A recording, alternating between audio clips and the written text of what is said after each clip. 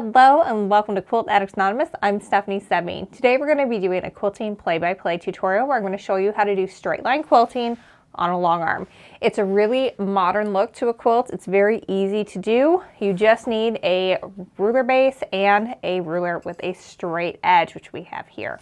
So I'm going to walk you through that process in today's video. You guys will get to see what I see as I'm quilting it, and I will be watching the camera as we go back. Now, we do actually sell this fabric. This is Nocturne. It is my first fabric collection with QT Fabrics, and we do still have quite a bit of it left, including these kits. The pattern is called Garden Plot, and it is available in my book, Fat Quarter Workshop. And so you'll have to get those two separately. And we have another video that we put out when the fabric was coming out that shows you how to fussy cut these owls, so that way you can get them so that they are showing up right where you want them to be.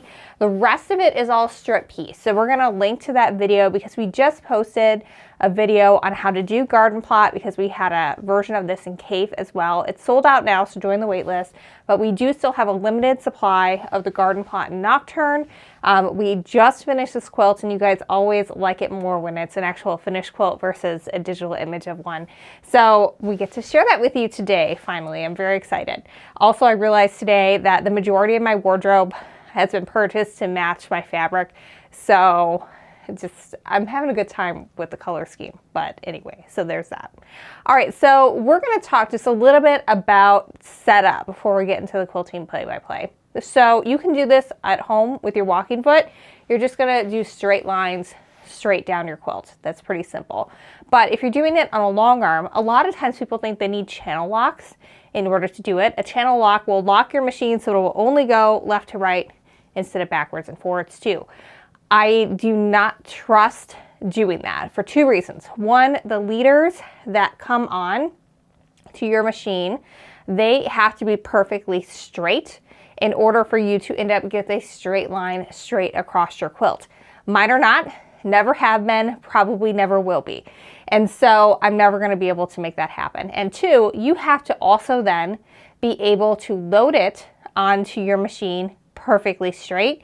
And you also have to trust that you quilted it and everything was perfectly straight. So really three reasons why I don't really like channel locks, because they're assuming that there's no error in how your leaders are on your machine, and they're assuming that you didn't have any human error when you loaded your quilt and your quilt top or when you pieced it. And so I very much prefer to use ruler work to do straight line quilting, because then I can make adjustments as I go to make sure that I'm always, in this case, 1 inch apart.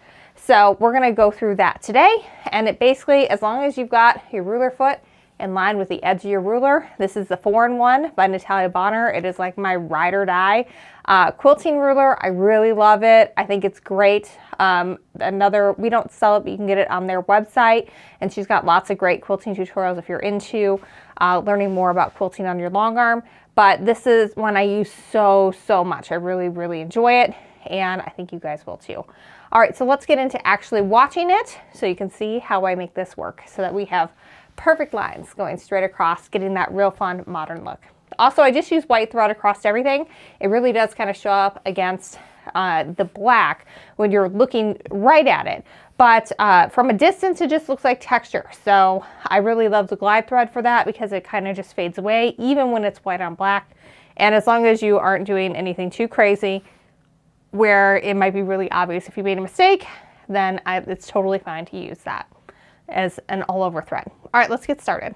All right, so you can see here that I have got lines on there, and I'm lining up that 1/2 inch with one of the tops of here because I'm going to stitch in between this row first. And the reason why I'm going straight down the center, these are 1-inch strips, is I don't want to have to stitch on seam lines. It's perfectly fine to do it, even if you press your seams open, but it takes a lot more time. So if I can go in the middle, I want to go in the middle. So I'm just moving my ruler down. You can see I'm not going all the way to the edge. I'm kind of working a sweet spot from here to here. And when I get to about here on the ruler, I'm going to stop my machine completely and then slide my ruler down, making sure it's still lined up, and then keep on going.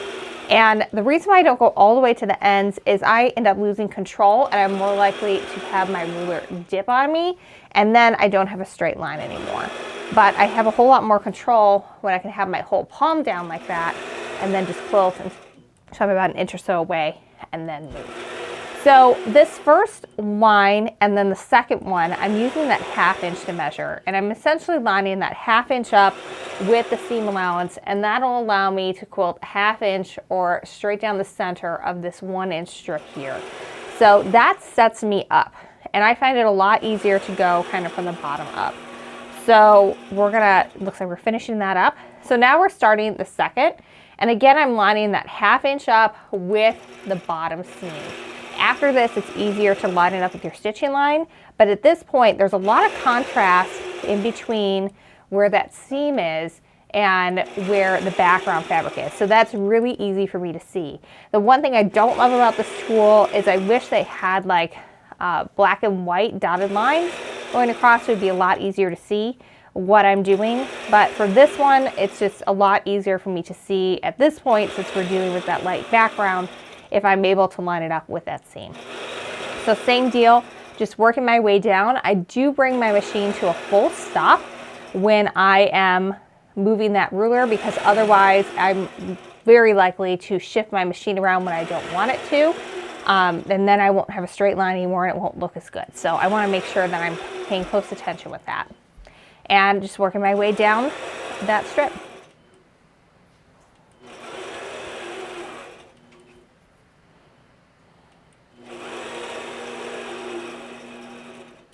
All right, so now we're on pass 3. At this point, I'm lining the 1 inch mark up with that previous stitching line. So here's our first stitching line. So the 1 inch mark is getting lined up with that.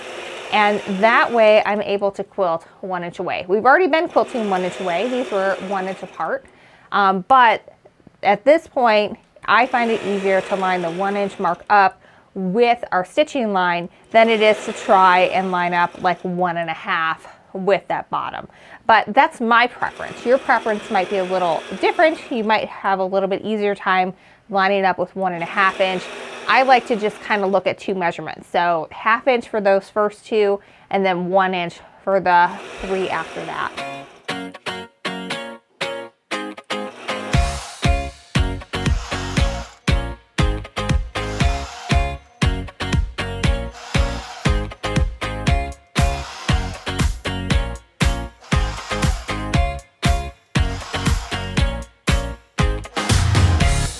All right, so now we are starting our next line up. So again, I'm just gonna slide that up, and I'm lining that 1 inch mark with that line that I've stitching from before. If you are having a hard time seeing it, a really good hack is to get some painter's tape or washi tape and just mark right along that 1 inch, and then you have something easier to see, so that way you're more likely to hit 1 inch as you go. I'm also working on a machine that has a stitch regulator. And so when I'm stopping and starting and pausing for a second, or maybe slowing down as I come to a stop, it's always going to have a nice even stitch for me. If you are working on one that does not have it, then you're going to have a harder time getting everything to look the way mine turned out, because you are going to have to match your speed, and it's going to be a lot harder to stop and start and not have a bunch of like thread nests at the bottom. So highly recommend doing this with something that's got a good stitch regulator on it.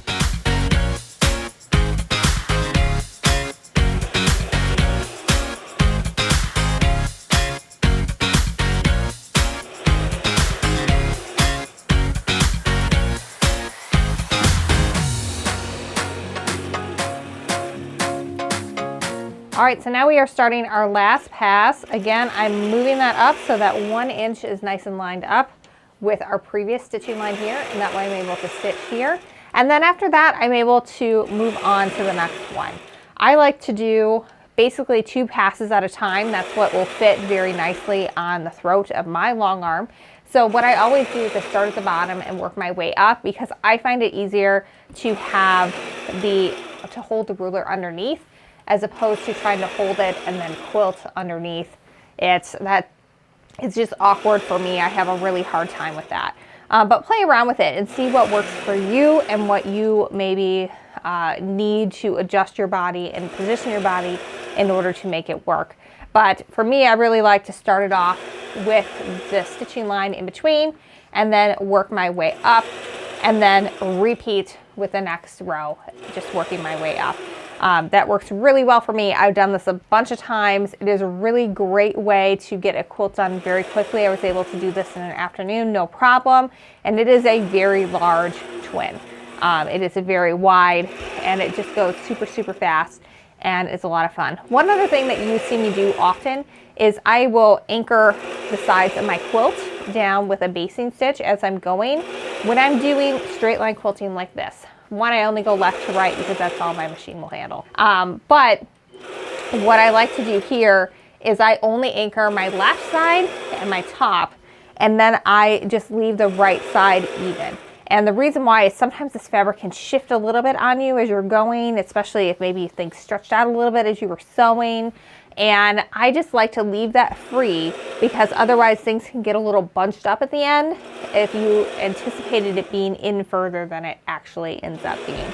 So if you are also one who likes to do that anchoring basting stitch to make sure your quilt is nice and square as you're working on it, just leave that right edge free so that way you are good to go. We promised you an easier version of straight line quilting. The one I did last is the one behind me where we were going up and down and up and down. And it was very tedious and it took a very long time, but it turned out stunning. But this is the definite easier version. So if you are getting used to ruler work and you want to give it a go and kind of get the hang of it, this is a really good place to start because you are just doing straight lines across your quilt. It's nothing fancy. You can get the hang of always making sure that your ruler foot is in contact with your ruler base and positioning it based on what's going on in your fabric. And then once you feel comfortable with that, then you can branch out and do some more fun things. All right, well, I hope you've enjoyed this tutorial. Hope it inspires you to go do some things. I hope you maybe also rethink the channel locks. I personally will never use them because I don't trust that, one, my leaders are perfectly straight, because they're not. I know they're not. And also that I've laid it out perfectly straight on the long arm and that I pieced it perfectly straight. And if you haven't done any of those things, and it's highly likely that you messed up at least one of them, and then you are not going to get these perfect pretty lines that go exactly in between and are exactly 1/2 inch above here and 1 inch in between and a 1/2 inch up there. It's not going to look like that. And so if you want to make sure that you get results like this, you're going to want to get yourself a ruler and a ruler base and a ruler foot, and then you can have results like this. So great intro to ruler work. And then from there, you can branch out and do lots of different fun shapes. All right, so check out, we do still have kits available of Nocturne, and you can grab that while supplies last. And we have lots of fabric of this as well still, so you can get your backing at the same time if you like. And the fabric I designed with QT Fabrics. It was a collaborative collection. It was really fun to do. And we have lots of videos on it in the design process, so feel free to binge those. We've got a video on how I fussy cut these owls, so that way they turned out absolutely perfectly centered in here, and then the rest of it is all strip piece. So you can check that out. We'll link it in the video description down below, and that way you guys can watch it and really get the hang of it and have yours turn out like this as well, because it's so cute to have a little owl peeking out at you. I designed these with fussy cutting in mind because I thought it would be really, really fun to work with. But it's a lot of fun. I love this quilt. I love how it turned out. It's a great one to do that straight line quilting with. And even if you're just working on your home sewing machine, just, you know, bust out your walking foot, turn on a Netflix show that you don't have to pay too much attention to, and just do some straight lines. And it looks fabulous. It's modern, it's contemporary, it looks great. The pattern is in my book, Fat Quarter Workshop. It's called Garden Plot. We've done it in a bunch of different colors at this point and fabrics. It has looked good every time. So you guys can really have some fun with this. It's fat quarter friendly, and really, it's a fun one. It's a very versatile pattern. All right, well, until next time, happy quilting.